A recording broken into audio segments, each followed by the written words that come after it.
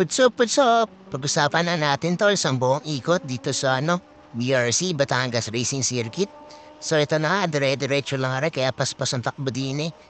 Tapos are, paparating na yung unang likuan, pakanan. Medyo malaki, kaya dahan-dahan lang tayo.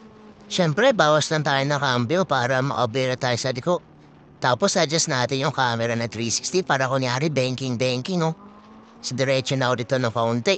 Ayun, si parang Ozzy. Like, share, and subscribe tayo mga tol kay Isla Moto. Solid yan mga tol, namimili na helmet tsaka riding jacket. Baka naman. Tuloy tayo din mga tol. Bali yung sunod na likuan. Pakanan ulit pero medyo palusog to. Kaya dahan-dahan na para di tayo magalangan.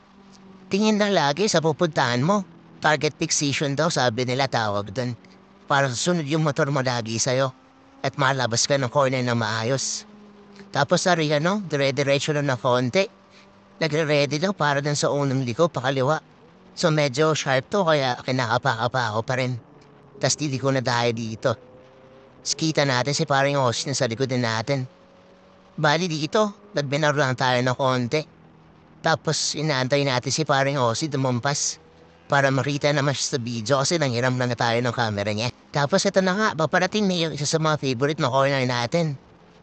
Bali yung corner na to, hindi siya masyadong sharp.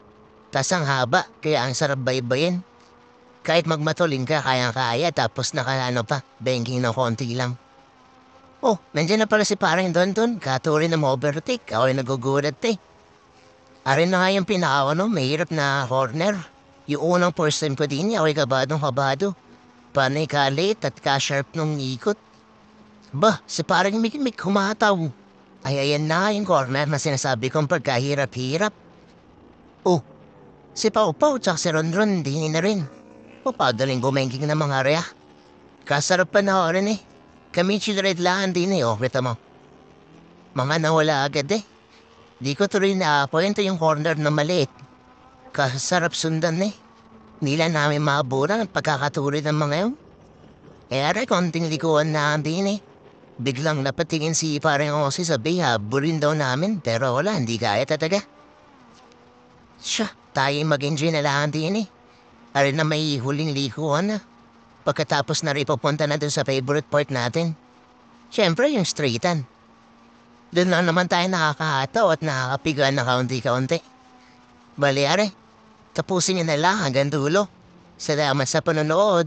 Ciao!